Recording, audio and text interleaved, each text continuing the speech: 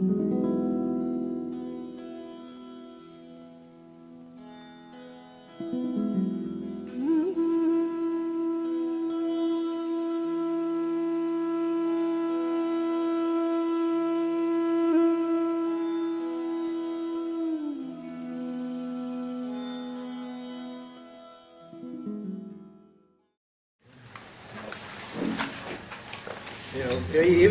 know, even though you do have a tendency to see yourself as a physical body, most of the problems, it's fairly obvious that the physical body's not you, isn't it? That's pretty clear. There will be identifications there. That's probably not our primary issue. The primary issue is the subtle body. And the reason we take so long to explain the subtle body is just your mind or your psyche. And the reason there's so much attention paid to the subtle body is because this is basically what we think we are. Our primary identification is with the subtle body. The self associated with the mind, intellect, and ego is called the subtle body. It's called the Jiva Atman. It's the indweller. It's the being that lives in this body, looks out through this body, and sees through this body. And in between that jiva, that awareness, and the physical body is this subtle body. It's an interface between awareness and what? And the world. And because it's because it's subtle, and because the awareness is reflecting in it, it seems to be conscious. So it isn't conscious. The subtle body, you think you're conscious, but you're not conscious. Huh? This is the point. The subtle body has the same relationship to the self, to you, that the moon has to the sun. You can see light in moonlight, can't you? I mean, you can see objects in moonlight, can't you? Yeah. Not terribly well, but you could survive. You could survive in moonlight. You could make out enough of the shapes and forms to, basically stay out of trouble and get around, maneuver, manipulate in that environment. But that light that you're operating in, that subtle body light, is only reflected awareness. The moonlight is just reflected sunlight, isn't it? And in that reflection, this is just like a mirror, there are all these swirls of energy, all these forces and factors are playing in that reflector. And they're coloring the experience that you have. And so our primary identification is here with the subtle body. That's why we're taking so much time with it, so we're really clear of where these problems are coming from and how those things are known. Because at any moment, any event that's taking place in the subtle body is only known because awareness is shining on it, isn't it? Because you are aware of it. We don't want to leave you saying awareness is shining on it, do we? Why not? Because that makes awareness into an object, doesn't it? And we call that indirect knowledge. in that case your knowledge of awareness would be indirect, because you say awareness is shining on my mind. But awareness is you. So in other words, I'm aware of my mind, isn't it? Which means what? The subject can never be the object. Which means the mind can't be me. If the mind, the subtle body, is the object, and the subject never becomes the object, then I'm always free of whatever is taking place in my mind, aren't I?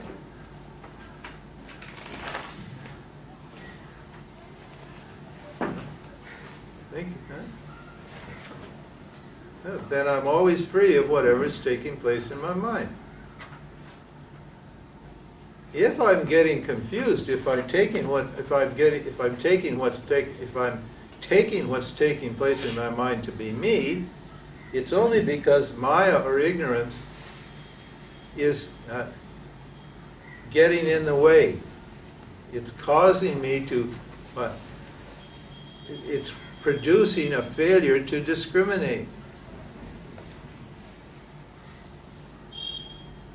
In other words, my knowledge of myself is not clear.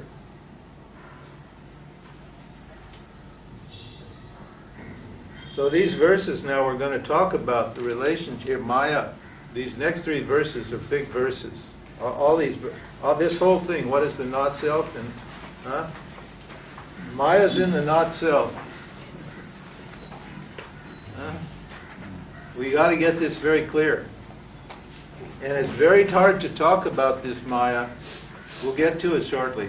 It's very hard to talk about it because it's not an object to be known.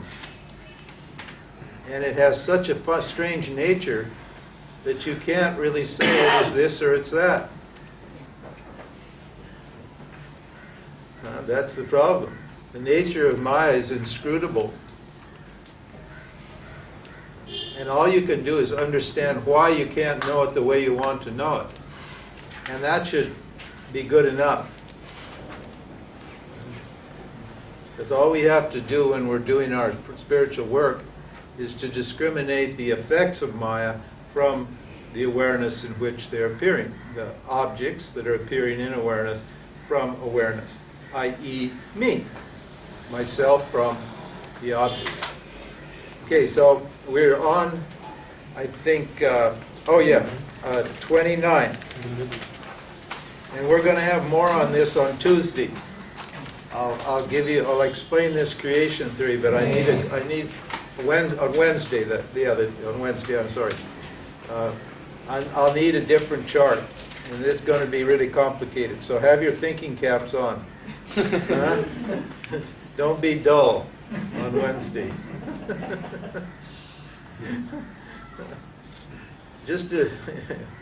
So 29, it is born of the elements in their subtle state and contains the impressions of previous experience. We talked about that. Those are the vasanas. The vasanas are what's left over from your previous experience that's motivating you to behave and act according to the way you behave and act. It is the experiencer of the results of both good and bad actions. Remember we said it's the experiencing entity. Remember I made this point yesterday. I saw quite a few people were kind of surprised when we said that the self isn't experiencing anything. Self isn't an experiencer. It's the experiencer is the subtle body.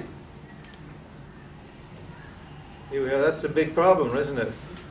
Because I take myself to be an experiencer, and I think that what I'm experiencing is real. That's why I'm seeking.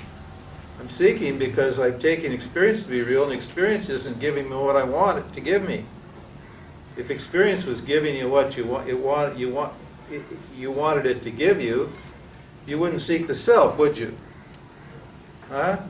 You you wouldn't be interested in enlightenment, because you'd be getting everything you wanted from experience. But because you're not getting what you want, that's why you seek the self. And that's all because why? You've mistaken yourself to be an experiencer. See where the problem comes? Huh? I think I'm the person who's having these experiences.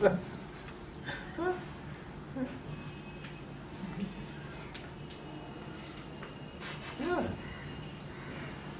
If you know you're not if you know you're not the experiencer, then you don't care what happens, do you?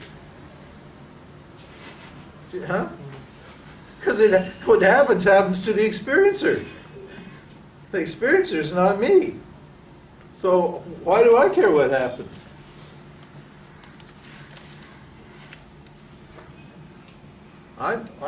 Awareness is what? It's not an experiencer. It says here, the experiencer is the subtle body. This is the verses on the subtle body. So that's the experiencer. And what does it experience? Good and bad actions.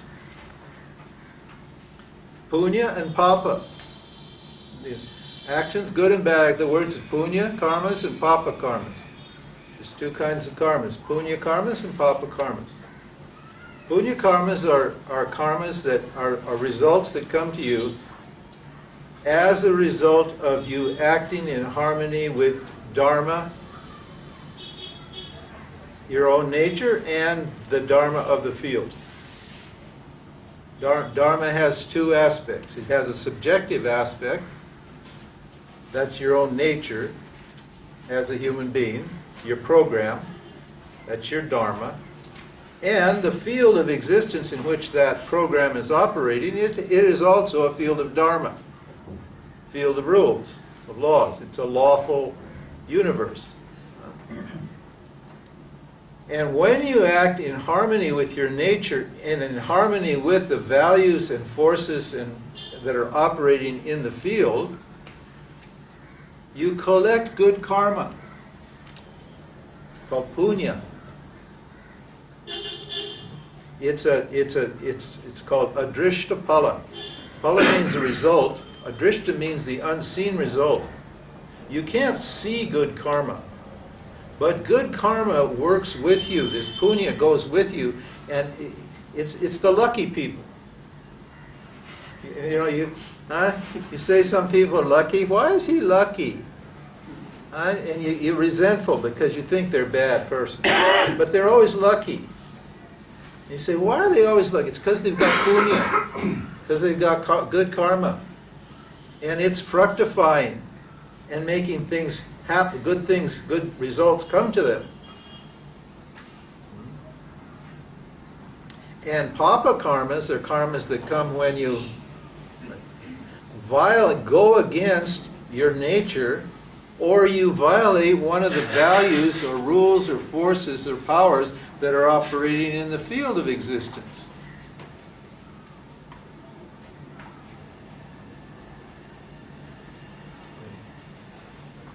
So surrender, it's called Dharma Yoga. You could call it Dharma Yoga. Dharma Yoga is being so mindful of your nature, of who you are as a human being, and so mindful of the rules and laws that are operating here that you always respond appropriately in every situation. Whether what happens and whether the response that required of you is in harmony with your likes or your dislikes or not. How about that? Think about that. There's a great Purana. Puranas are the mythological literature of India. And there are two big ones. Well, there are a lot of them, but there are two big Puranas. And one's called the Mahabharata, in which the Bhagavad Gita is found. It's 50,000 verses. And the other is called the Ramayana, or you would probably say Ramayana. It's the Ramayana. It's the story of Rama. It's my name, my spiritual namesake. And Rama he's called a Dharma Raja. He's the king of Dharma. And in that story, he has one set of desires.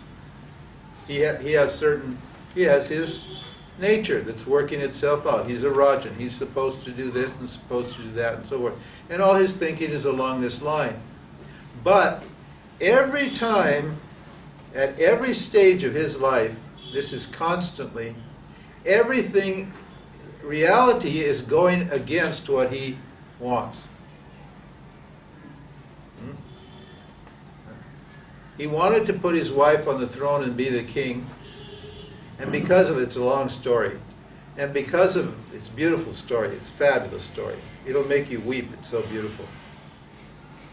And because of a whole series of events, weird events behind the scenes, all sorts of bad thoughts and evil actions done by self-centered people, a few days before his coronation, his father was forced to remove him as the king, the potential king, and put his stepbrother on the throne. And when he received that knowledge, when he heard that somebody came to him and said, "Oh, you're all prepared to be king? Well, you're not going to be king because your stepbrother's going on the throne." His expression didn't change. And he said, "Oh, it's the duty of a son to, fulfill the words, the wishes of the father." And he was happy, and he went into exile, happily. Totally not what he wanted, but he responded absolutely impeccably according to the rules or the Dharma that was operating there at the time. Because he took his happiness from what? From doing the right thing, not from getting what he wanted.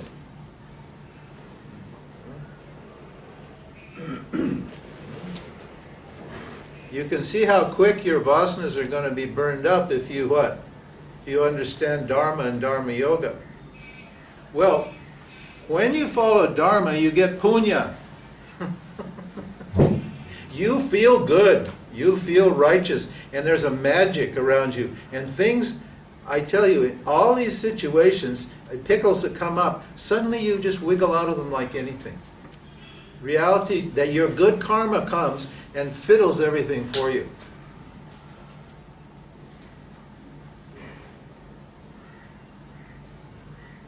And adharma is called papa karma. Papa karma, bad karma, comes when you break the rules. If you're having problems, you're violating some kind of rule. Yeah. There's always because everything here is totally lawful. This is a completely lawful universe. So you're breaking some kind of rule, and that's why the conflict comes, because by breaking the rules, you're putting yourself in conflict with Dharma, and then the mind becomes agitated. That's all. You get emotional. You don't feel good. Well, where Dharma and adharma is experienced is in the subtle body. Bees and cows and dolphins and butterflies and trees, they don't have dharma and adharma. They don't have karma because they have no subtle bodies. Well, they have a rudimentary subtle body. But basically, it's just kind of the outline of their physical body. It's a subtle body. And those subtle, they're just programs. They're just Ishwara's dharmas, Ishwara's program operating here. They're just knowledge, consciousness associated with Maya. They're just knowledge operating here. They don't think about it. They don't have any choice.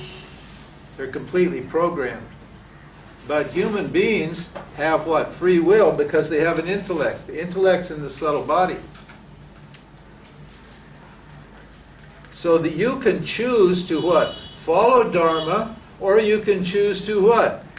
Not follow Dharma. That's why it's so troublesome for being a human being. And it's particularly tempting not to follow Dharma when your desires are too strong, or your fears are too strong.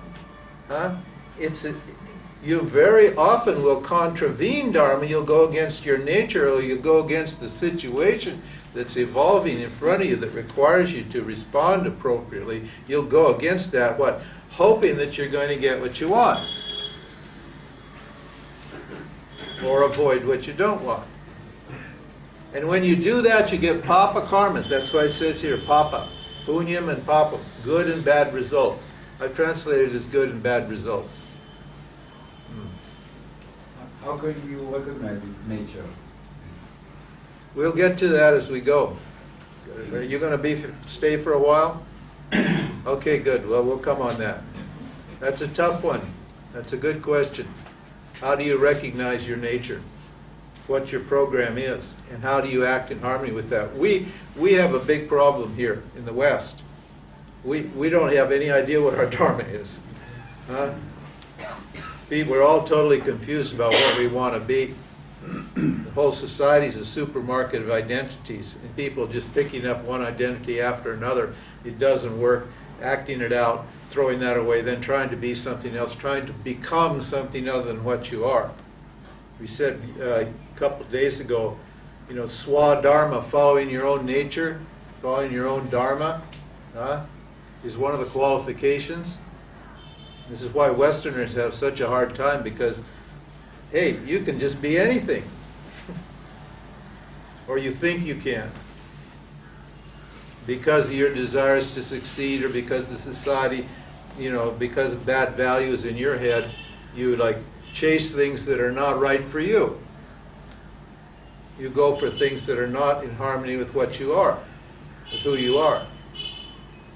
So we're going to discuss this, particularly when we get to the Bhagavad Gita, which is coming up in a week or so. When we get to the Bhagavad Gita, you're going to see that this is the whole issue here in the Bhagavad Gita. Arjuna doesn't know whether he's a sannyasi or a warrior. He's actually in a transition from one dharma to another dharma. And he's confused. He wants to go to one direction, but his nature has put him in a different situation, and there's a conflict that's evolved. All this whole problem of punya and papa, of dharma and adharma, is all taking place here in the subtle body. The self is free of dharma, and it's free of adharma. And that's your real dharma. If you pursue this dharma, if you pursue this nature, then everything here works out, takes care of itself. Because you're not involved in making it work out and then getting what you want. You're not tinkering with the Maya machine. You're not messing with it. You stay here, and everything here works out. Your body, your mind, your personality, everything just becomes normal and natural, and you respond automatically without any kind of thought at all. Your nature is, because you're not messing with it. You're not wanting it to be different from what it is, or trying to get something for it that it shouldn't have. You're just perfectly satisfied with what comes. This is your real dharma. This is the big dharma. Those of us in this room are going for the big dharma. If you can crack the code here, then you don't have to worry about this. But insofar as we're identified with this subtle body, then we've got to understand what's going on there, what's possible, and what we can do to work our way out of this pickle that we're in.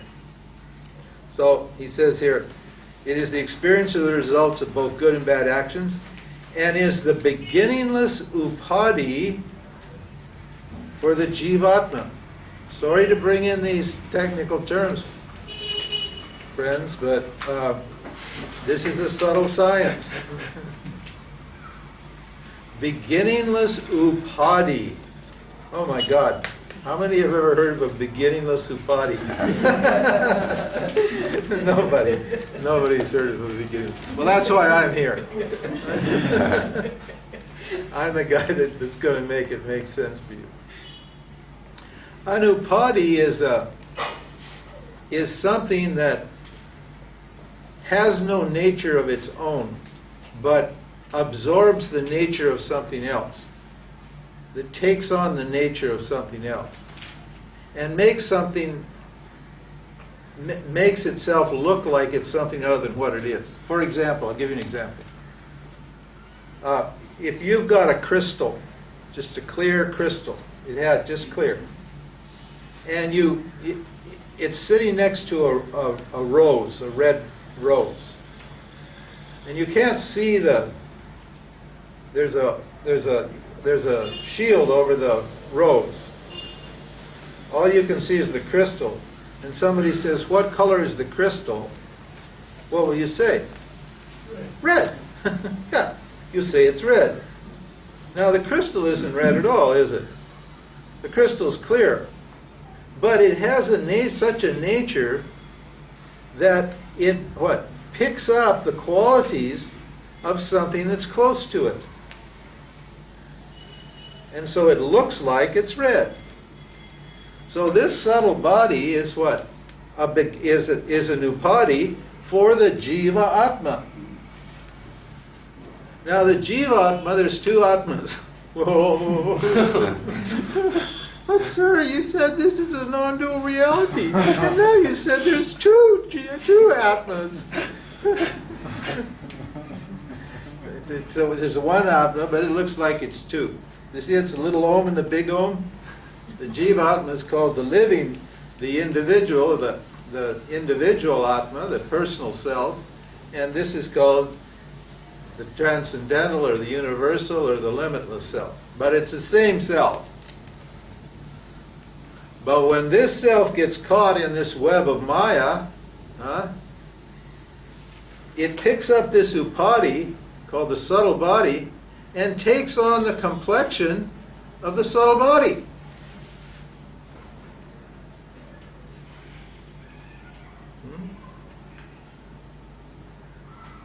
That's why I'm confused. That's why the eye has gotten confused. The eye is looking at this and it says, I think. It says, I think. Or it says, I feel. Or it says, I do. Or I want. Or anything like that. I says that. But what's wrong with that? The eye doesn't think. The eye doesn't feel, the eye doesn't do, and the eye doesn't want. Why do you say that? See? Why do you say I think, I feel, I want, I don't want, I do? Why do you say that? It's not true. It's totally not true. You say that because what? Because this upadi is making it look like the I is a thinker, feeler, doer, wanter entity, an experiencing entity. That's what upadi means. You're looking at yourself through this filter called the subtle body.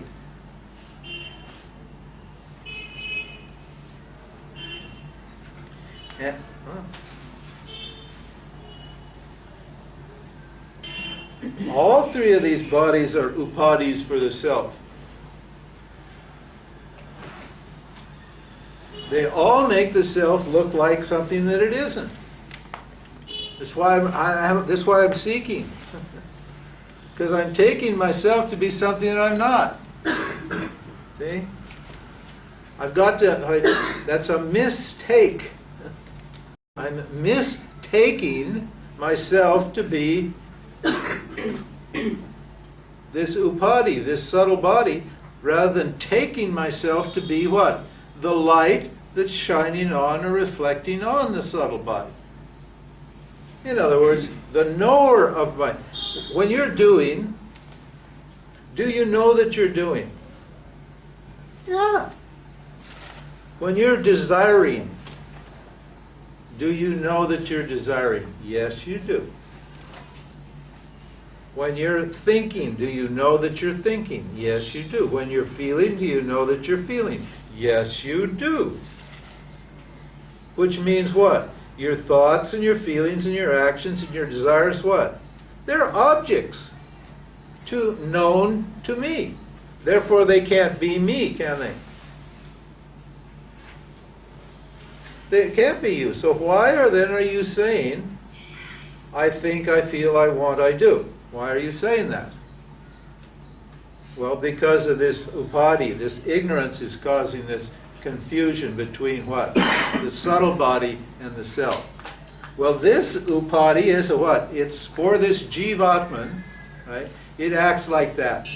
If this jivatman is the paramatman, the self in you is the same self in everything. Okay? It's not that there's another self somewhere else. A lot of people think like that. Well, no, I'm the little self, and then there's the big self, and I gotta like zoom out of the little self and go boom up into the big self. And then I won't be here as the little self anymore. I'll be up there as a big self. That's how they think, you know. That's the yoga thing. That's the doers. The spiritual doers have got you snookered you with that idea. And so here you are trying to jump out of this one and transcend it and get up here to this one so you can experience limitless Atman. Hey, that big one up there is that little one that's right here. What you worship there is what you see here. Don't go trying to go there. What you're looking for there is right here. But it appears to be somewhere else. Why? Because this upadi is creating time and space and making it look like it's available someplace else at a different time. It creates this upadi creates the illusion of time. This is where time is. Time is taking place here. So I feel that if I do all these actions, you know, breath of fire, meditate, om om om, chanti chanti, om om om, chanti.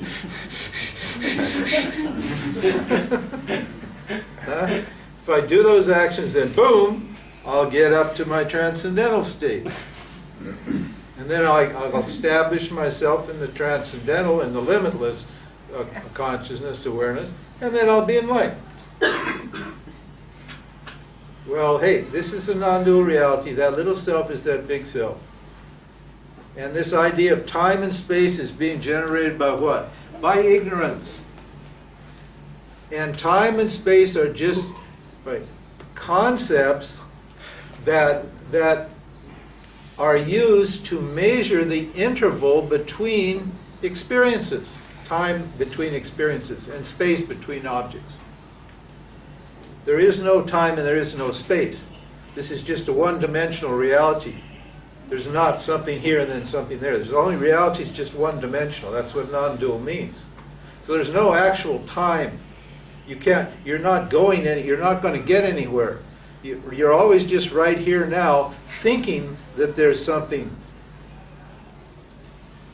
going to happen later on. Everything only happens now. There's only, going somewhere. You're not ever going anywhere. You're just in yourself making or pretending like you're going somewhere. You're not moving at all. Nothing here is moving. But because of this upadi, because of my desires, I imagine that there is such a thing as time. I imagine that there is such a thing as space. And I get stuck in this dimension, this three-dimensional reality. And being stuck in this three-dimensional reality is a pain. That's all brought about by this subtle body. So one of the factors that was in there was desire. Remember, earlier in the earlier verse it said desire is one of the factors in the subtle body and the ignorance. It's desire that creates time for you. Hey, when you're having a good time, when you're enjoying yourself, doesn't time really just... But if you're like being tortured in an Iraqi prison, I tell you, 1 minute seems like 1,000 years, doesn't it? Yeah. Time is only created by what? My desires and my fears. And my desires and my fears are coming from here, and that's why it looks like things are happening. Nothing's ever happened. You know this. You've all heard the statement, nothing ever happened. Everybody's heard that, haven't they? Yeah, nothing ever happened. Nothing ever happened means nothing ever happened here. That's what it means. Here, everything's happening all the time. They're trying to tell you from here that nothing ever happened. No, nothing only happens here. But here, everything's happening because I have fears and desires. So this is what, and this upadi is what? Beginningless. This is a good one. Huh? It doesn't have a beginning. Hey, everything I know has a beginning, right? And an end. Why doesn't this upadi, this subtle body, have a beginning? Because it's what? A projection of ignorance, and ignorance is what? A power that's contained in awareness. And awareness has no beginning, does it? You, awareness, were never born. You didn't ever begin. Understand? You didn't begin.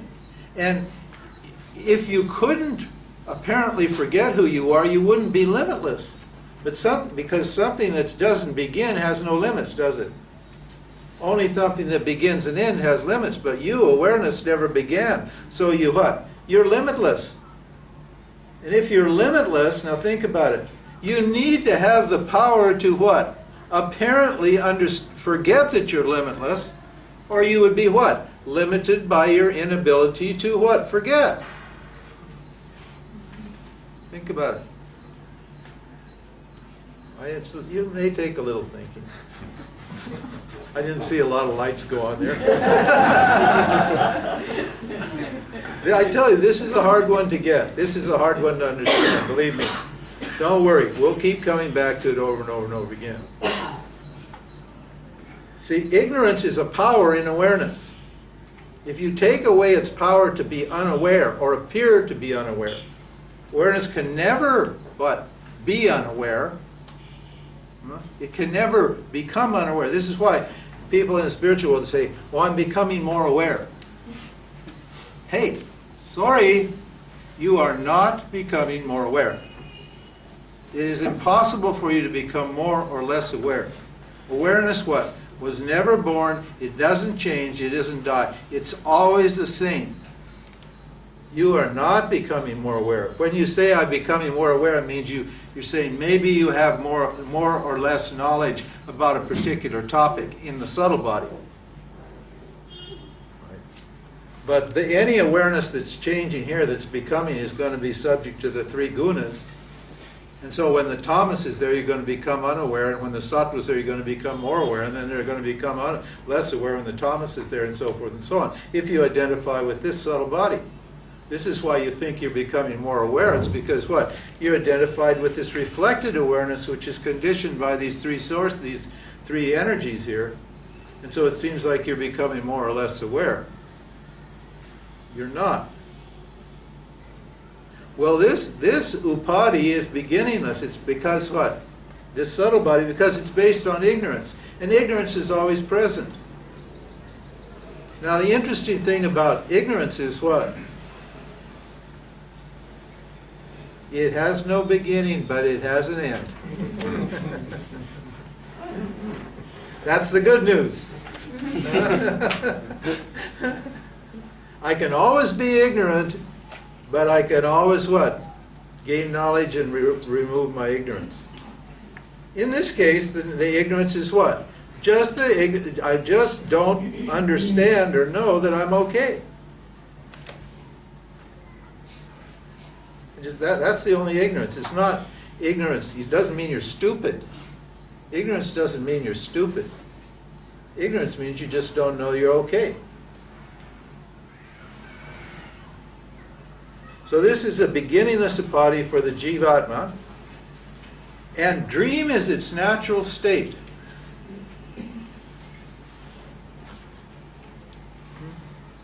You have three states. All subtle bodies, all awareness has three states. You as awareness have three states. There's only three states. There's no fourth state. You've all heard the fourth state of consciousness. There is no fourth state of consciousness. The self, or awareness, is not a fourth state. It's a factor that's in all three states and beyond all three states that doesn't change. All states change. The definition of a state is something that changes. So all states operate here in Maya, and there are three states that appear in awareness. The waking state, the deep sleep state, and the dream state. And the dream state is where, what? Is the natural state of the subtle body. This is where you're caught up in your thoughts and your feelings. The waking aspect of the dream state is what? When you're caught up, even though your senses are operating, you're not paying attention to what's going on around you in the world. You're only wrapped up in your thoughts and your feelings and your subjective experience. Then you're in the dream state. It's called the dream aspect of the waking state or the waking aspect of the dream state. Either way. But there you're in the subtle body. That's the natural state. And we're going to explain those three states in another talk. Okay? It's an amazing teaching. It's probably the highest, it's considered to be the highest teaching of Vedanta by many. The Upanishad that unfolds the waking, dream, and deep sleep state is called the king of the Upanishads, the Mandukya Upanishad, and it explains very clearly what the self is and how it relates to experience. Because all you do is experience those three states. Those are your only three states you've got. And who that experiencing entity is and so forth. It's a great teaching. We'll get to that a little later. So the subtle body is a dreamer. And that subtle body is also, it doesn't mention it here, but it's a traveler. This is the one that what? That transmigrates, that reincarnates. This is your traveler. When the physical body dies, the subtle body folds back into the causal body. Subtle body is just like a telescope. The causal body is the beginning, and then there's another layer, subtle body, and then boom, like that. Projects out.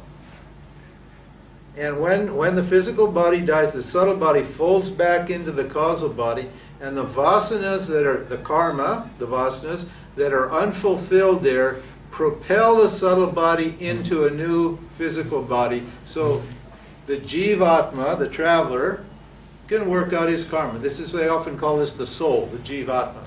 In Christian literature, that's often called the soul. It's the one that transmigrates. They say it goes to heaven. They don't like the idea of it coming back. Christians don't like the idea. They hate reincarnation because they know this is a messy place here, and they don't want to come back. But they're so silly because, hey, even though the person you think you are doesn't come back, the subtle body comes back to act out the vasanas, and you'll be a different person the next time around. Why? Because different time and different circumstances. So what? The subtle body will respond differently. You'll have a different name, and you'll be working out vasanas that you didn't work out in the last one. That's all. So you won't even be the same person. Plus you forget it anyway. When the physical body goes, the memory packs up with the subtle body. It's erased.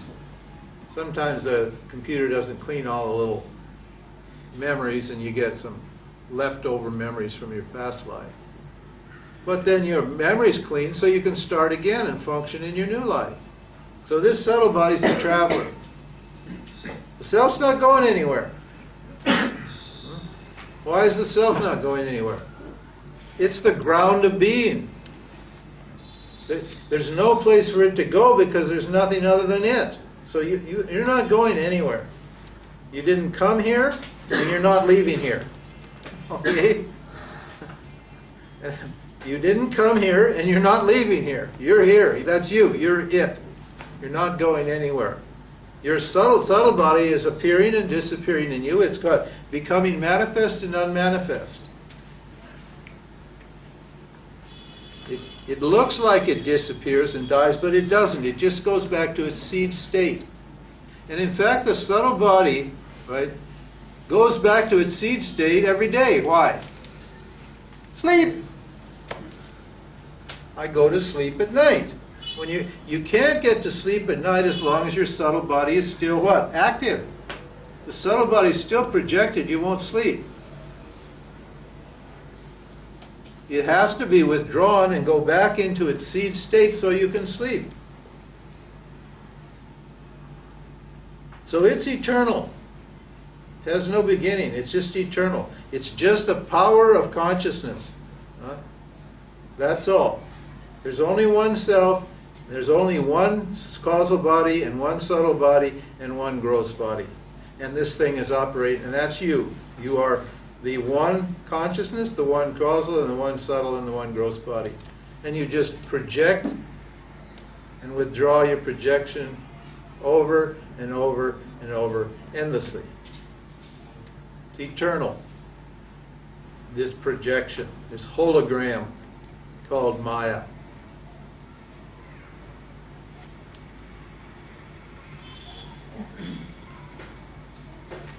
And what the individuals, and what is this? Oh, it illumines, oh, this is good. It illumines the dream objects without the help of a physical body. Hey, that's a good one. Hey, when you go to sleep at night, your eyes are shut, right? Yeah, your eyes are shut. To see things in this world, you need your eyes open, right? So that you can know, you gain knowledge in this world because your eyes are open. But when you go to sleep at night, your eyes are shut. So there's no light coming in, is there? Well, then how do you see the dream world? Huh? You see this world because there's light here, but so how do you see the dream world if there's no light there?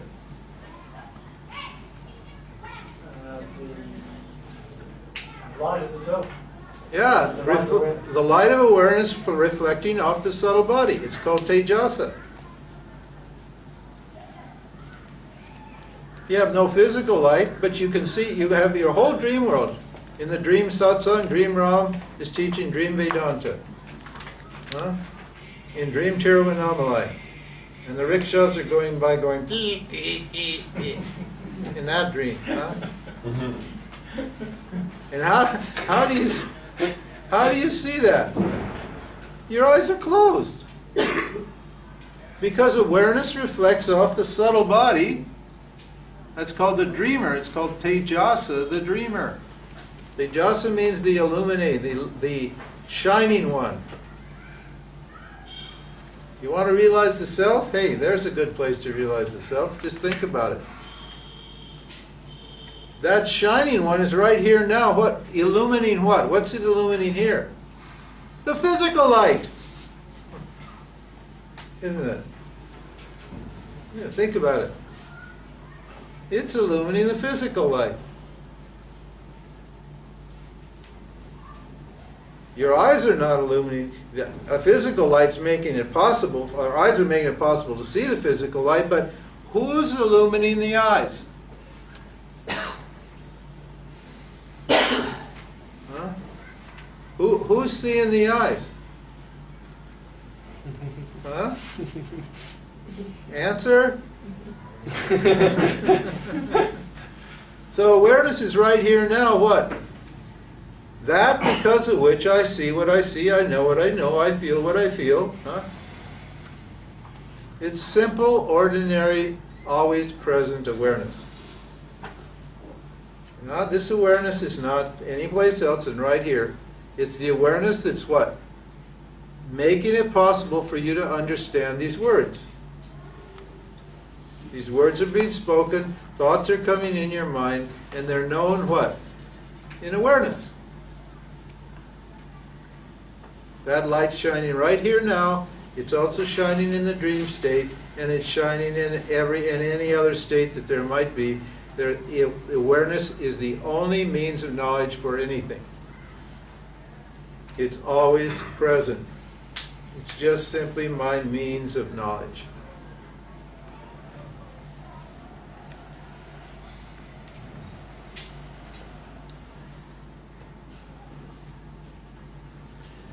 Verse 30.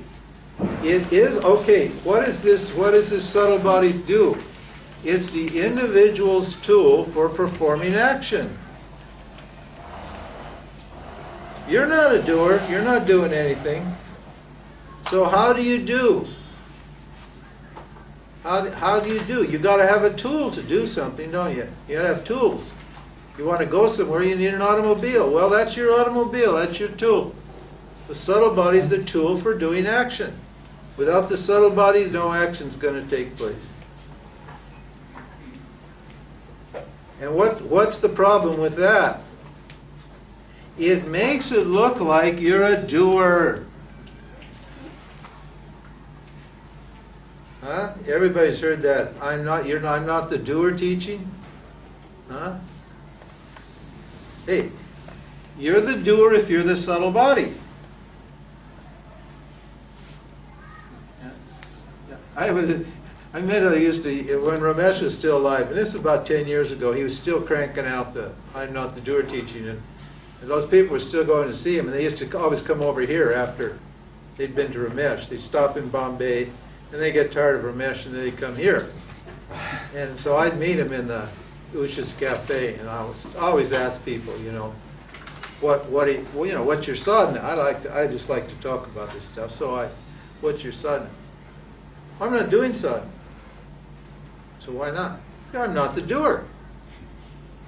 Hey, what's the problem there, huh? I'm not doing sadhana means what? The doer's not doing sadhana, isn't it? Not doing sadhana is the doing, isn't it? But they thought what? That as the subtle body they could what? Say they weren't doing anything. Well, you're wrong. Because the subtle body's the doer. That's all it does. It just does all the time. It thinks and feels and walks and talks and acts. It causes all the actions to happen. And by saying I'm not the doer, it doesn't stop you being the doer at all. It's just the doer is just saying I'm not the doer. That's all. What I'm not the doer means is I'm awareness. That's what it means. See where the notion of doership comes? It comes from here. It doesn't belong to you at all. It comes from ignorance, from this upadhi. All these notions are stuck up in this upadhi, in this subtle body, and I'm taking them to be reality. They have nothing to do with me at all. Karma. There's no karma for the self. The self's akarta. The word for itself is called akarta. It means actionless. Why can't the self do anything? It has no instruments to act, and there's no place that it could. There's nothing other than it. So how can you do any? How can it do any actions? How's it going to do any actions?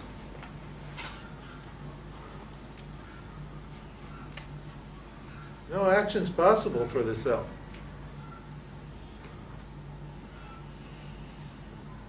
Where this notion is. I've just identified myself as what? As a subtle body. So I say I'm enjoying whatever it is. The I am the doer means what? There are two words. I am the doer, aham karta, aham bhokta. Bhokta means what? An enjoyer. I just told you earlier, explained to you why the ego won't surrender. That's because the ego is doing for the sake of enjoying. But the ego's not there to enjoy, it won't do the action that what? Will keep it from enjoying. Which is what? To surrender itself and give up and let go.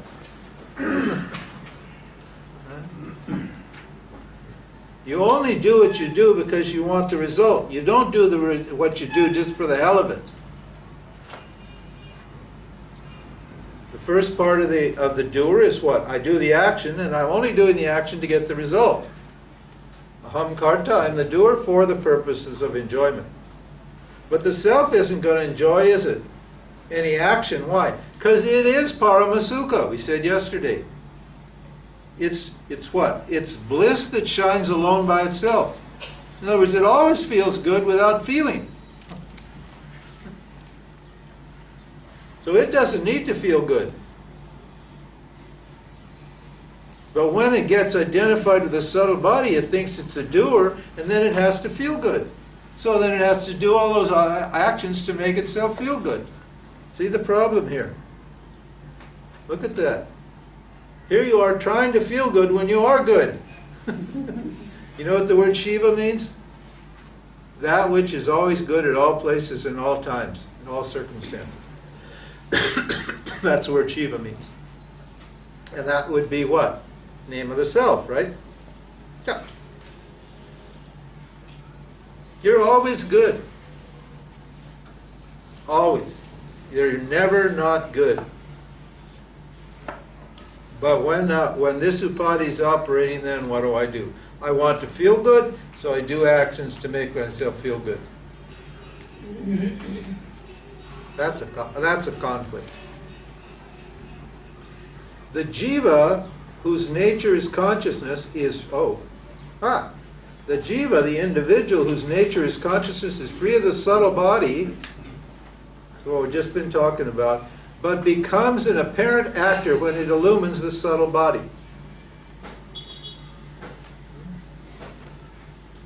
It seems to be acting. You seem to be acting when what? When the subtle body is illumined by the jiva. The jiva is the Brahman, is the self, associated with this, with these three instruments.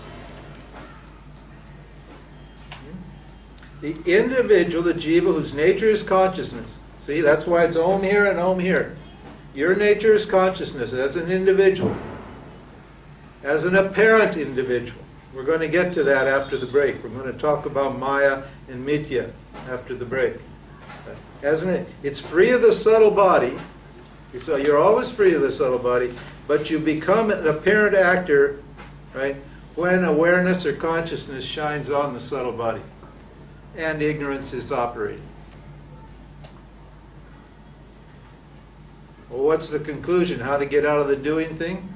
Get rid of the ignorance. That's the conclusion. Because then there's what? Then there's no confusion. The jiva has no confusion between itself and the subtle body. There's no confusion between you and your mind. No confusion. See, you see our approach here? We're not trying to kill the mind. We're not trying to kill the subtle body. We're not trying to stop the mind or do anything of the sort, because you can't. It's impossible. We're just trying to understand it. Once you understand it, you'll see that you're free of it.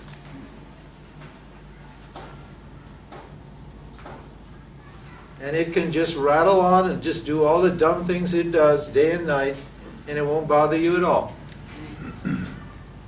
It only bothers you because what? You identify yourself with it because of this ignorance problem. Because you're taking the upadhi to be the reality. You're taking the apparent entity to be the real entity. You're looking at you think you're the moon when you're the sun. That's the only problem. And to unravel that problem, we've got to have inquiry. That's what we're doing. So patiently, slowly, looking at all of this ignorance, trying to debunk it. Slowly, little by little. Now, okay, oh yeah, it's time, great. It's a perfect place to stop because we'll start with Maya now. Then the next two verses, this is even harder. This is even worse.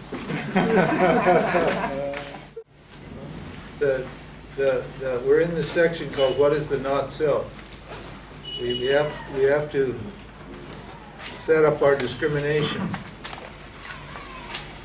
The spiritual practice of Vedanta is called vivekaha. It means discrimination. So to discriminate, we have to set up the discrimination. What discrimination means, we have to separate one thing from another thing. That's our job. So we have to determine what it is we're discriminating from what. And the discrimination is we're discriminating the self from the three bodies. Why do we have to discriminate? Because superimposition is operating.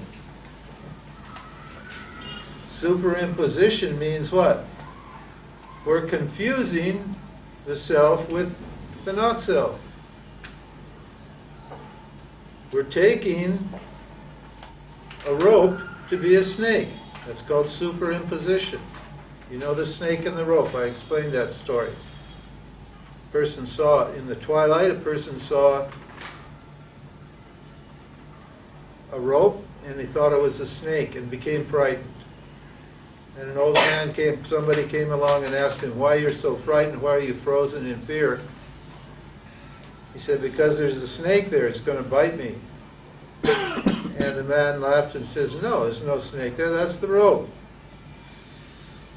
And he couldn't see, he couldn't determine that it was a rope because he was in twilight. That story always takes place in twilight. And this world that we're living in is a twilight zone. Do you ever remember that old, the Twilight Zone? Huh? Yeah, it's a twilight zone. You can't make out what's actually going on here. The animals have no problem. They're not in a twilight zone. They're just ignorant. That's good. Total darkness is good. You don't have any conflicts. You have no problem. Better to be just totally ignorant. Huh? Or if you're the self, no problem either. Total light, pure knowledge, fine. No conflicts, no confusions. But we're in the twilight zone.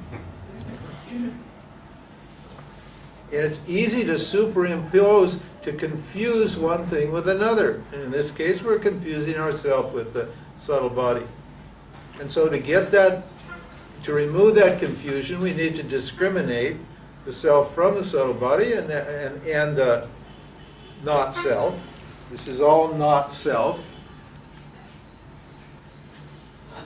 And we're working right now. We first started with the gross physical body.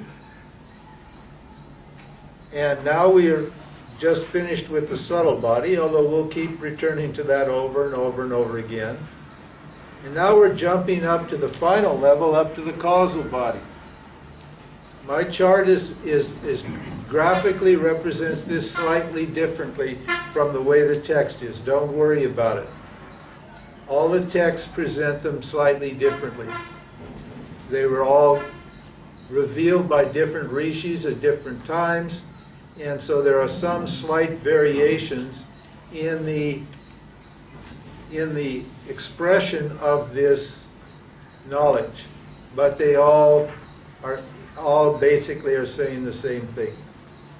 And since this is a non-dual reality, it's okay if we use slightly different terms at different times, as long as we understand what we're referring to here. So now we're moving up. We're moving out of the gross body. We've talked about the subtle body.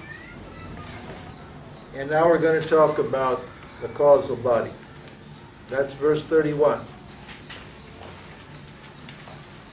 This is a hard one. And why is it hard? Because here I am, my intellect is sitting here, and it's trying to understand something that's subtler than it. The effect is trying to understand the cause. See? It's going to be difficult. But we can understand it in such a way that that won't be a problem, that your non-understanding won't be a problem. Okay? Now it says here, a power called Maya resides in limitless consciousness. Remember, limitless consciousness means you. In you, there's this power called Maya. Just don't worry about limitless consciousness. Just think me. In me is this power called Maya. It is known as the unmanifest, avyakta, and it gives birth to the world. This is a macrocosm. This is a creation. We're going to have to talk about creation and creation theories. Okay? This is where we've got our ideas, and the scientists have got theirs.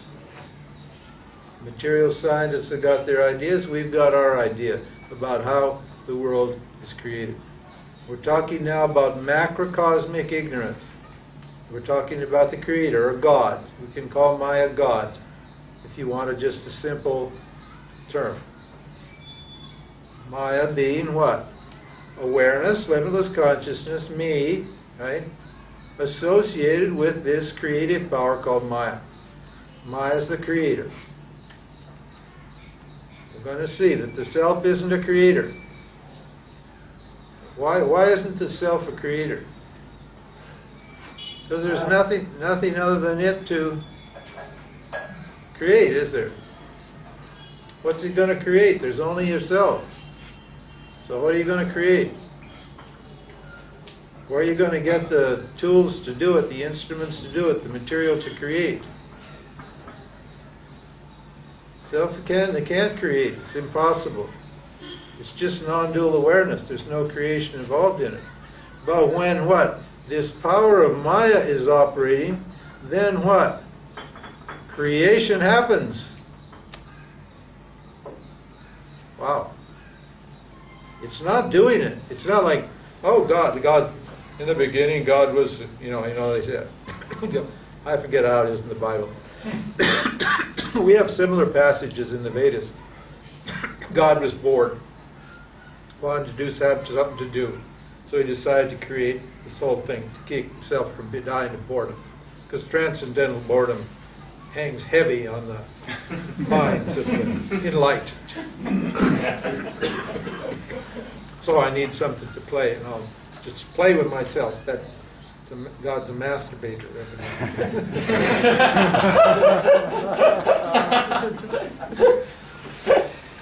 Anyway, so this power of Maya resides in limitless consciousness, in you. It's known as the unmanifest. It means you can't see it. See, all your perceptions are down here, aren't they? In the subtle body. This is the perceiving. This is the perceiver, feeler, thinker entity. And it's limited. It can only see up to this little line here. You can't see beyond here because its scope of your perception and your thinking is limited. So it's hidden. That's why it's called unmanifest. You can't see it, but it's there. You can infer it, but you can't see it. You can't perceive it directly. And it gives birth to the world. How does it give birth to the world? Never mind why. There's no answer for why. Okay? I always get the why questions. Pack it in on the why. We'll tell you how it happens. We shall show you how it happens. It gives birth to the world by, it's called a simultaneous projection. Simultaneous superimposition. Or the scientists would call it the Big Bang. Huh? That's how that modern science, that's what, their idea is similar to ours. Similar. Believe me, it's not the same. But they said that just poof, one day there's this great big explosion, huh? And out of somewhere, they don't know where it is, out of, I guess, a black hole or whatever it is. I don't know exactly how they explain it, because frankly, that stuff bores me. But somehow, there was this explosion, and all this matter just appeared, and it's just flying away from a central point at an incredible velocity.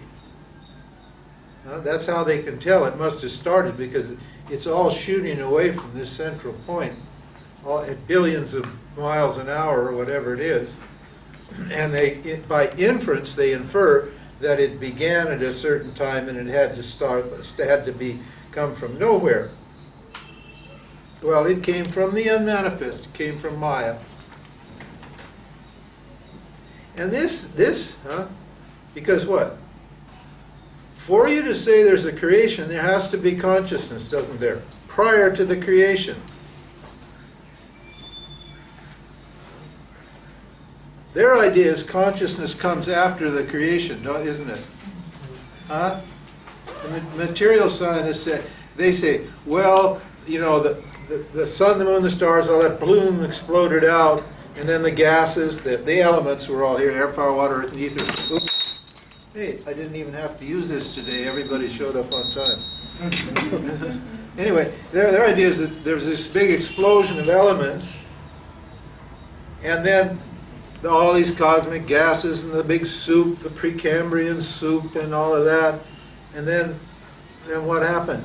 Out of that, consciousness emerged. That would be that would be the way I presented that theory yesterday of perception. Then the first sense organ popped itself out of the cosmic soup and looked around. The first ear, so consciousness could hear itself bubbling away in the cosmic soup. And then the first little eye, bing, it comes out. And then consciousness can see itself in the soup. And then, the nose. Oh, now it can smell itself. And then the tongue evolved. And this is evolution, right? The tongue evolved. And then consciousness thought, oh, hey, that's weird. I've got all these different things. Let's put them together. So I put it together at the mental level. And then it started thinking. Right? Then it started thinking. The thoughts came up too. Well, hey, just a minute. And then it became conscious. Actually, your thoughts are not conscious. But we believe that because we think we're conscious. We think we're conscious because we think. No. No, it's wrong. It's just backwards. But anyway, so their idea is you can't get consciousness out of something out of nothing. You can't get consciousness out of matter, because matter has no consciousness in it. It's inert. So consciousness had to be there prior to the what? Appearance of matter. But it was hidden. It was unmanifest. They couldn't see it. They don't have the instruments to measure it. Their means of knowledge is inadequate for consciousness, so they can't, they don't know that it's there.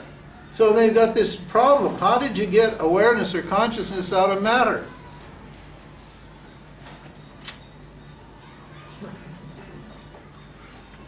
Well, consciousness was here all along, and what happens? There was Maya, this power in Maya. It's a huge power. It's amazing power, incredible power. Look at this world. Look at our bodies in this world, and the whole thing, and how intelligent it is. How amazingly intelligent this is. The Christians are, I like their term, it's intelligently designed, isn't it? You can't say that there's nothing unconscious about this creation at all. This is a perfectly set up machine. It runs beautifully. It's amazing. So it's not stupid. Ignorance is not stupid. Ignorance is very, very, very intelligent. And what does it do? It gives birth to the world. Boom! It explodes out. Now, look. This creation is a simultaneous projection. It's not an evolution. Here's what. Let's say this. If you got, just to explain these two kinds of evolution or transformation, two kinds of transformation or creation. If you have milk, and you make it into cheese, what happens to the milk? The milk becomes the cheese, doesn't it? And if you want to, like, get the milk back, can you get the milk back? No. You cannot get the milk back. Because the milk has actually transformed itself into the cheese. So you'll never get it back. That's evolution. It's evolved itself into cheese, and it can't go back to what it was before. But creation, Maya, is very different from that. Here, the world appears as cheese.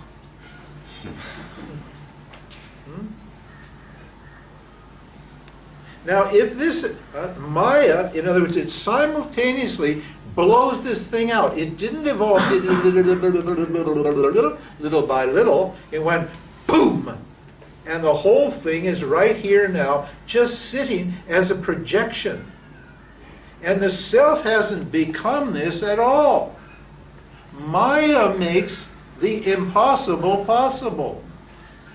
That's what Maya means. Maya means it makes what's impossible possible. It's impossible that the self be this world, but it sure looks like it. Huh? It really does seem like a real creation, doesn't it? It feels and smells and tastes and touches. It must be real, but it's not real at all. It's just that Maya has generated this projection, this superimposition, this great macrocosmic projection out of its own body. And as the creator, it's like a spider. It has the relationship to the creation that a spider has to its web. The web of a spider is made out of what? The spider. It's called the Naimittika Karanam. Consciousness is the Naimittika Karanam. That is, it is the substance for the creation. The web of the spider is out of the spider's body. The spider supplies the material for the web. So consciousness provides the material for the web. Out of its own body. And then what does it do? Now it's got the material.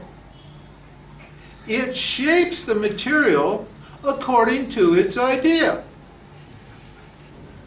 It's the intelligence that shapes the material. And, so it's both the efficient cause, it's called the Naimittika Karanam, it's the efficient or intelligent cause for the creation, and it's the substance of the creation. In other words, we don't have a God sitting somewhere else a long time ago creating the world and bringing it into being. Okay? That's a religion's idea. That's their idea of creation. There's some God someplace else who's projecting this thing, and he or she remains there. This whole world is God, is consciousness, is you, appearing in these different forms, shaped by Maya.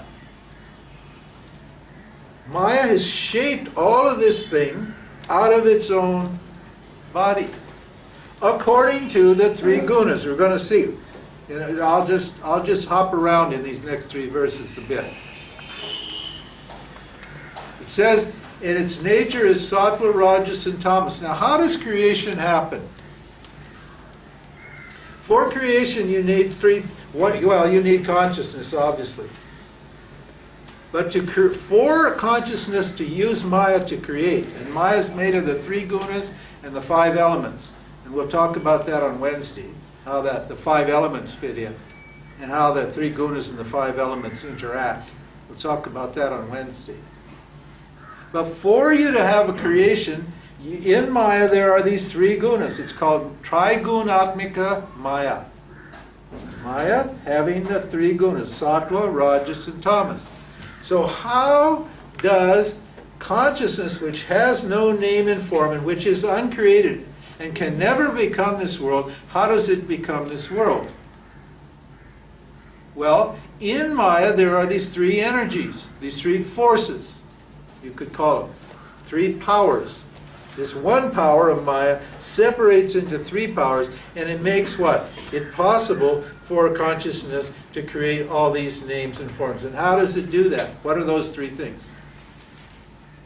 If you look at creation, you see objects, don't you? You see physical objects. You see bodies, you see houses, trees, also forth and so on. You see change, don't you? You see movement. You can experience movement or change. And you know things, don't you? You have knowledge, you observe change, and you see objects. That's all the creation is. It's made out of objects that are changing and knowledge of these changing objects. Those three aspects of the creation are owed to sattva, rajas, and tamas. Tamas is what produces the objects, the physical objects. It's heavy and dull. It's consciousness passing through Maya that vibrates at a very slow, low frequency, so it looks like it's solid. These bodies look like they're solid, don't they? But we know very well they're not solid at all. This chair looks like it's solid, but it's not solid at all. It's vibrating at a certain frequency, and our senses are interpreting that frequency as if it's solid. It's like when you see a movie you see a mountain on a picture screen, on a movie screen, it looks like it's still, doesn't it? It looks like it's just sitting there being a mountain. But actually it's a whole bunch of images just being projected so fast that it looks like a solid object. And so what? Tamas is the power of Maya that makes awareness appear as matter, physical matter. Our bodies and the objects in it. Those objects what? Change. It's just a matter of observation. All objects are in a state of constant flux. For these objects, for this matter to change, we need rajas. Rajas is called Vikshepa Shakti. It's a kind of Shakti, it's a projecting power. And so consciousness, what? Here vibrates at a different frequency and what? Makes matter transform. Transforms tamas and makes it move. So objects can move in this creation. And for what? For what? The knowledge of objects. I need light, don't I? You can't see anything without light.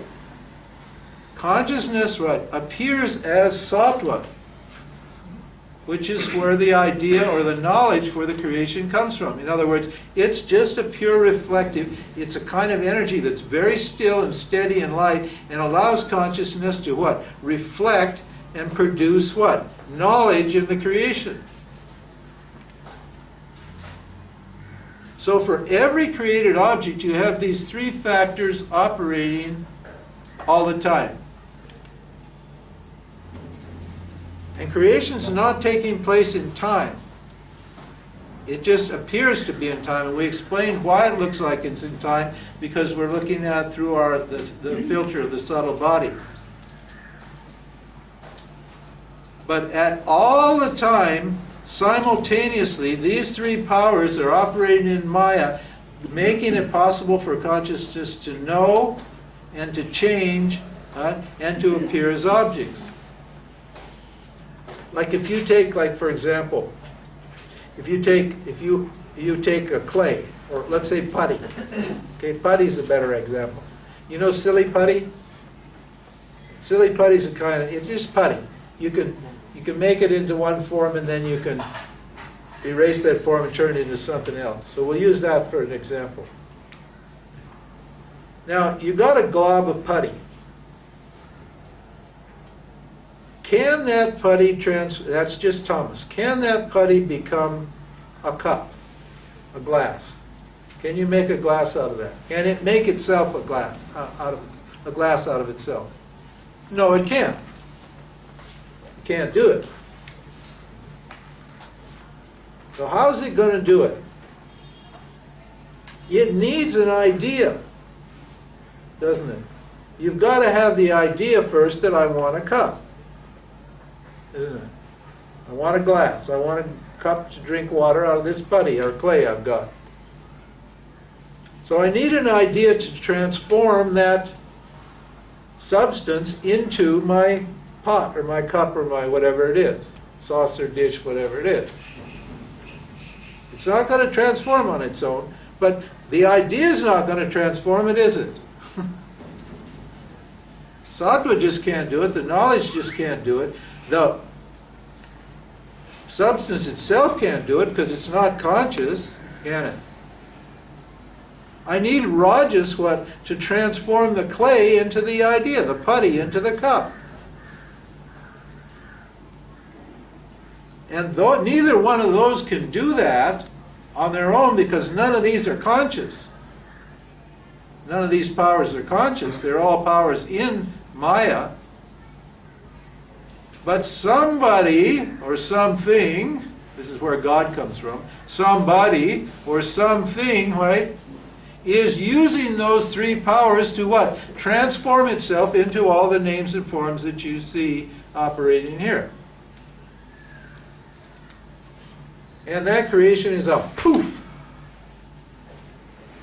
The reason I used putty instead of clay is because, with putty, you can, what? Return it right back to what it was before, just a blob, and then you can make something else out of it. And since consciousness is limitless, it can create limitless beings and objects within itself using the power of this Maya. That's pretty cool. Huh? That's pretty cool. Huh? Now, how am I going to get rid of this creation? Huh? If it's a real creation, I can't get rid of it, can I? If it's a real creation, I can't get rid of it. I'm stuck with it. Because real means you can't do anything about it. Real means permanent. But this is not a permanent creation. This is not a real creation. This is a Maya creation. And Maya, we said, is ignorance. So how am I going to get rid of this creation? Inquiry, knowledge. I can dissolve this creation because it's not a real creation, it's only an apparent creation. It just seems like I'm separate from the objects. For example, remember the first day we did the location of objects teaching? Remember that? Or I showed you that, I don't remember. Usually I use my glasses. I said, where's the glasses? You said, oh, they're in your hand. And then we discovered they weren't in my hand at all. Huh? They were in me, in consciousness. And they were non-separate from me. And they appeared to be in my hand because I what? I identified myself with my body. And therefore my body projected the glasses and put them on. Your body projected my glasses and put the glasses over here. My body projected your glasses and put them over there. They appeared to be here. Why? Because Maya was operating, wasn't it? Maya was making it look like time and space actually existed. Space in this case, that space actually existed. But in fact, there's no space at all. These are just sitting in awareness. They aren't outside of awareness. They're manufactured out of awareness. They were never anything other than awareness. This is what non-duality means. This is what samadhi means, if you want the yoga term. We use samadhi as a word for the self. Samadhi just means the D, the buddhi, or the self, right, sees everything equally. Sees that everything here has equal value. Why?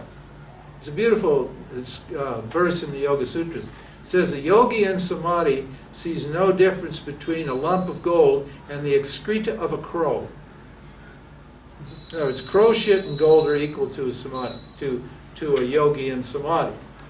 Right? It's non-dual. Now that doesn't mean the yogi's going to take the crow shit to the bank. Does it? Come on. It means he sees that every object here is manufactured only out of what? Awareness, out of his own mind, out of his own consciousness. The gold appears as a thought in consciousness, manufactured out of consciousness. When you go actually out there into the gold and try to get into it, you can't find anything there either, can you?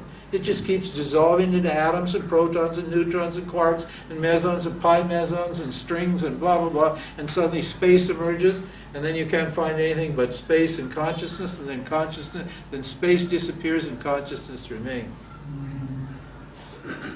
So you can't find anything in the objects at all. That's because it's a simultaneous creation. It's an apparent creation projected by ignorance. It's not an actual creation. And the way you get rid of that creation is by inquiring into it, investigating to see if it is actually there. To see if I'm actually separate from the object. Now, when we did this one, most people think oneness means that has got to be a big merger. Now the world is there and I'm here, and then I've got to have this big feeling I'm merging into the world and it becoming one with the world. And so they imagine that that this has to keep happening over until it becomes permanent. But you're already merged. The creation is already merged in you. It's only manufactured out of you. It's merged in you. It's never separate from you. Right? But what? Good news? You're free of it. Because when Maya is operating, the creation loses its sentiency and becomes what? Apparently insentient. In other words, my body and mind, which are me, don't know me, do they?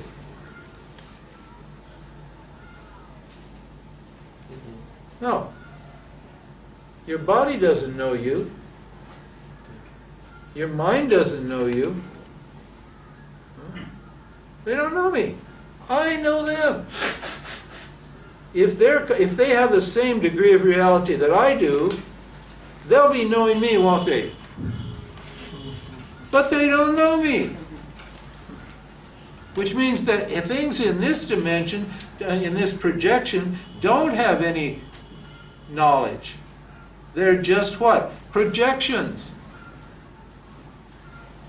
They're not conscious or sentient. You say, oh, my body, it's so intelligent. Your body is not intelligent. Intelligence is consciousness, making the body look like it's intelligent. The body's not intelligent at all. It's just meat. It's matter. It's a food tube. We call it Annamaya Kosha.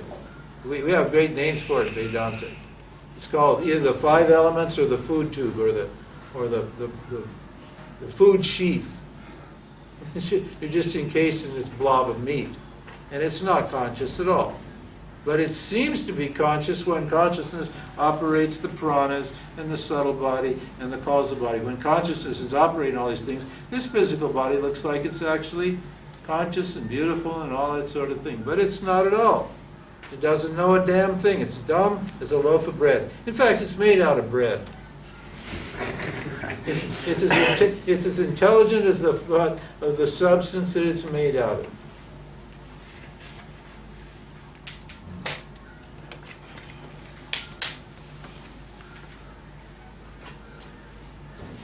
Okay. It is beginningless ignorance, and is of the nature of the three gunas, and beyond their effects. Okay? It is inferred from its effects by anyone with a clear mind.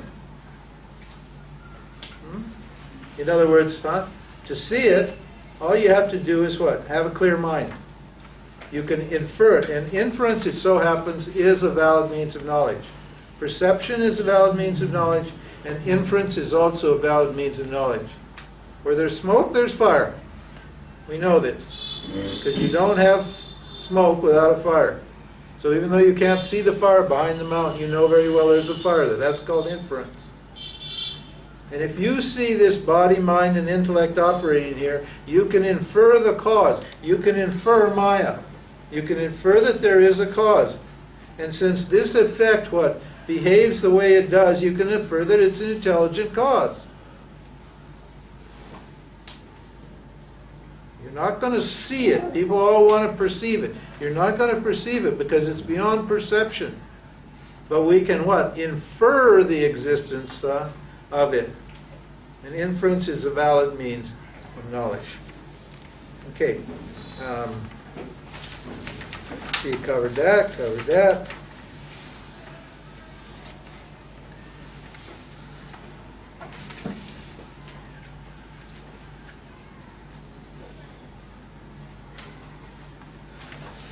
Oh, yeah, verse 32. This power is a great wonder. It's a great wonder. Isn't it? How does this happen? You've got only one thing here, non-dual awareness, just eternally present, and then out of it comes this amazing creation that looks like it's real. It smells and tastes and touch, and you say it's real, and what? It's nothing more than just emptiness. It's just this little puff of air. And yet it looks so, what a wonder. Huh? Isn't that, I mean, think about it. You can't get your mind around it. Huh? And it cannot be rationally explained because it's neither real nor non-existent, nor a combination of the two. Huh? It's not real, but it isn't non-existent either. You know okay, I'm going to say the bad word, the neo people. The modern people who have co-opted this Vedanta teaching and made a mess out of it, they say it doesn't exist. They say Maya doesn't exist. Go to Tony Parsons. He'll stand up in front of you and he'll say, I don't exist and you don't exist. Well, Tony's wrong. We love Tony. He's the self, but he's the self under the spell of a big Maya, big spiritual Maya. He definitely exists and you definitely exist. We all definitely exist. Because you cannot experience something that doesn't exist. And since you're experiencing me and I'm experiencing you, I can very well know that you exist, and you can very well know that I exist. So to say that this is non-existent is incorrect. So it says it's neither real nor non-existent. Oh my God. You see how hard this is to understand? But we assume that because it appears here, and because we can touch it and smell it and taste it and touch it, that it's real. And in fact, all of our problems are because what? We think it's real, right? Why are you chasing all this stuff here? Why? Why are you chasing all these things in this Maya? Because we think they're real. Yeah, because we think they're real. That's right, because you think they're real. But it says here it's not real.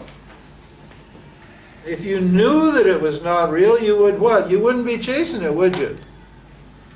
You only chase it because you are ignorant of the nature of Maya. Now, what does the word real mean? It doesn't, Real means permanent. Okay? Real means doesn't change. That's the meaning of real. It's permanent, it doesn't change. It's not subject to modification. Remember, consciousness, this is all just, everything's just consciousness. That's where we start. This is a non-dual reality, just conscious. It wasn't born, and it doesn't die, so it what? It can't change, can it? It has no limits, because it wasn't born and it doesn't die. It doesn't come into existence or go out of existence at all. So it isn't going to be doing any changing. This projection, this projection of ignorance, it's constantly changing. It never stops changing. From one moment to the next, it's not the same as it was before, is it? And anything in here is not your mind. Your mind's not going to be the same after this talk as it was before this talk. Whether you come to this talk or not, right, your mind's still not going to be the same as it was about 2 hours ago, is it? It's not even the same now as it was then. Is it? Huh? Now it's moved on. How can you grab something that's never the same? Ever. From 1 second to the next, it's not the same. It looks like it's real, but it's not. You know, there's a lot of stars in the sky that you think there's stars twinkling there, but the star's dead and gone and long since disappeared. It just took the light, trillions of years to arrive here, and all you're getting is the light that is left over from a dead star. But it looks like it's a star. You say, oh, there's a star there shining. There's no star behind it. The star's gone, but it's just appearing as a light. Everything in Maya is like that. So it's neither real. Look, okay, to show you what the relationship is, how far is the wave from the ocean? How far away is a wave from the ocean? Not far at all. Not far at all. Not very far. The wave is H2O, the ocean is H2O. Does the wave exist independent of the ocean? No. Does the ocean exist independently of the wave? Yes, it does. Yes, it does, because you can have an ocean that has no waves, can't you? You can have a still ocean with no waves. This is why you're free of what? Of Maya. All of the things that appear in you are just names and forms, waves in the ocean of what? The still ocean of awareness that you are. They're just what? By Maya, they're just made to ripple and appear to be a wave, but in every second of the creation, that wave is nothing but H2O, isn't it? Nothing but H2O. It never became the wave. The ocean appeared as the wave. How far is the gold from the watch? How far is any form from any? This is what non-duality means. We just have awareness appearing here as this Maya. And everything here, this is the cause and this is the effect. And the effect is just the cause in a different form. But consciousness didn't create this. What? Excuse me, sir? No, Maya created it. Ignorance created it. Consciousness didn't create it. See, this is very tricky now. We're getting up to the, we're getting really up to the right to the highest level of spirituality. Consciousness didn't create it. It's not a doer. There's no creation for consciousness, is there? From consciousness's point of view, there's no creation. And what? The projection didn't create anything, did it? Because it can't. Because it's not conscious, so it can't create either. Well, then how does creation happen? When consciousness illumines Maya, creation happens. When that power appears in consciousness, then creation happens. But the self is not doing it. So you can't say the self is like God and call it a creator. And then blame the creator for all this stuff that's here. That's what you want to do. Huh? Isn't it? Then you want to, this is going to get out of that. Blaming evil and all that stuff on consciousness, on God. But this God didn't create this here. What created it was what? Ignorance. Maya, right, made it look like there was a thing here, and when a creation here. When that happens, when ignorance happens, then consciousness behaves what? Contrary to its own nature, and then you got evil. Apparently behaves contrary to its own nature. It doesn't actually behave contrary to its own nature. Oh, it doesn't behave at all. It always retains its same nature. In other words, you're always free.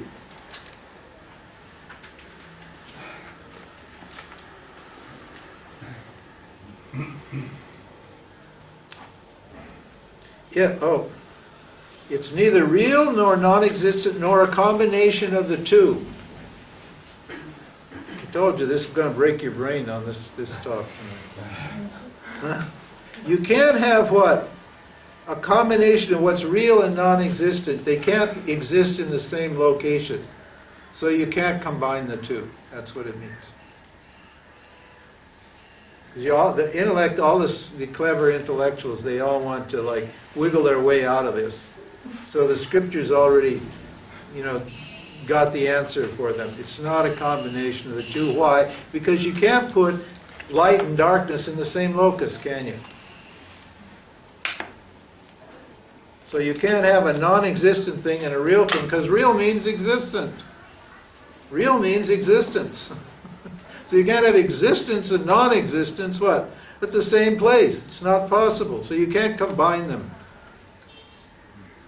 In fact, there's no such thing as non-existence.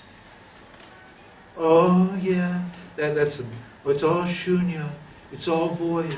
It's non-existent. There is no such thing as non-existence. That's a concept. Why is there no such thing as non-existence? Because there's only consciousness. If you say there's non-existence, okay, think about this. If you say there's non-existence, how do you know of non-existence? Because if there's non-existence, there won't be a knower to know, will there? Huh? If reality is non-existent, then there's no knower to know non-existence. But to say there's non-existence, there has to be a knower to know non-existence. Now, can you get rid of the knower? No. You can never get rid of yourself. You can never get rid of consciousness. There's got to be somebody other or something other than consciousness to get rid of it. But it's not possible because consciousness, you are non-dual. So you'll never get rid of yourself. This is why you never die.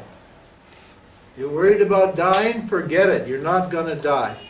You never die. You can't die. It's impossible. Death is only a belief. So it's purely a belief. To say that you become non-existent is ridiculous because you'd have to know that you were non-existent to make the statement, but you're never non-existent. So no problem there. It is not separate or non-separate from consciousness.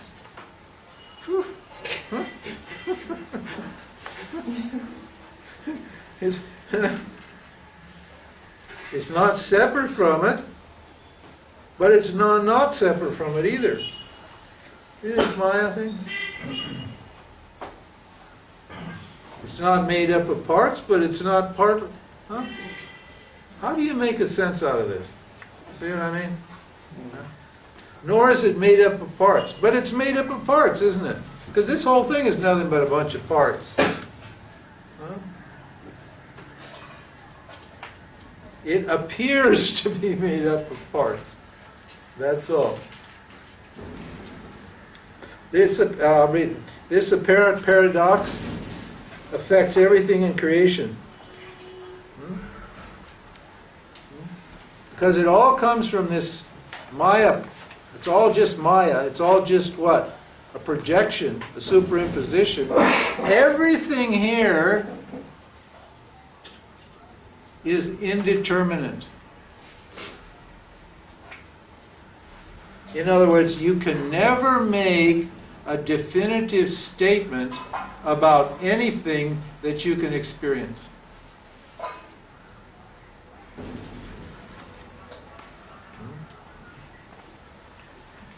Because it's not real. It's in a state of constant flux. Everything in the effect is inherent in the cause. And the cause is what? Maya. It's just an appearance, a dream. All you can say is that an object exists, but what it actually is as an object can never be known. If you find yourself making definitive statements, you are under the spell of Maya. If you say, oh, he's a Scorpio. He's an 8 on the Enneagram. I mean, if you actually heard yourself saying anything stupid like that, huh? You should be ashamed of yourself. Huh? Just an idea projected on what? There's nothing. When you start looking into what 8 means or Scorpio means, then you start to consider all the other factors that impinge upon that, and you notice the change, the temporal nature of all these things. How can you say anybody's in anything? How can you have an opinion about anything? You got all these opinions about all this stuff, and none of it is real in the first place. This is what Maya means. It's not real. It's existent, and we take what's existent to be real. This is why we're having a problem. And we're trying to get reality and tuck it into this, and there's no reality here. So how are you going to do that? That's what we call superimposition. You feel the need to make something that is inexplicable, to understand something that you can't explain, which is Maya. So you put a label on it, and use it, and you take the label to be the object. So you think he's actually a Scorpio. Not a Scorpio. He's pure consciousness. Huh? How do you say he's a Scorpio or he's an 8 with a 9 wing? He's just pure consciousness. Because when you get into the Scorpio with a 9 or 8 with a 9 wing, it all resolves back into awareness. Every single object in here resolves back into here when you inquire into it. An inquiry is just questioning every single thing that you think and feel and experience. Using this tool, this inquiry, you just keep zeroing into it, laser-like, analyzing it, and every single thing in your head is going to go poof, poof, poof, poof, poof, and just disappear. Where is it going to go? It's just going to go right back into you. It's going to resolve itself back into you. And it says this, oh, we run over. You're getting a bonus today. The last verse, to cover just one more topic, one more big piece of knowledge about this Maya. The unmanifest appears as the 3 gunas, we covered that, and the causal body, karana sharira, of awareness. It's what causes everything to happen. Sleep, the state in which the activities of the senses of the mind are resolved, is its subtlest state. So when you're asleep, the subtle body has what? Has merged back into the causal body, and that's sleep, and that's why you feel good. Why do you feel good there? Why do you experience no limits and you feel good there? No desires. And no Yeah, fears. that's right. The subtle body's gone. All the problems are in the subtle body. So when the subtle body goes unmanifest, the seeds in the subtle body go dormant, and you get to experience the bliss of your nature.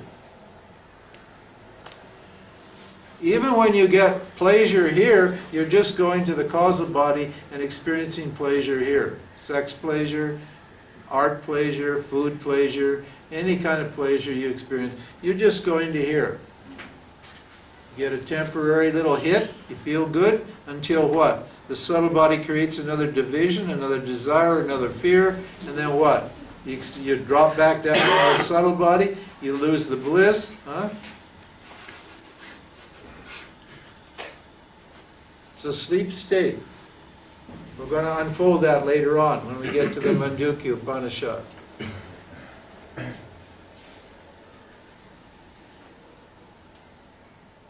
Why is it causal?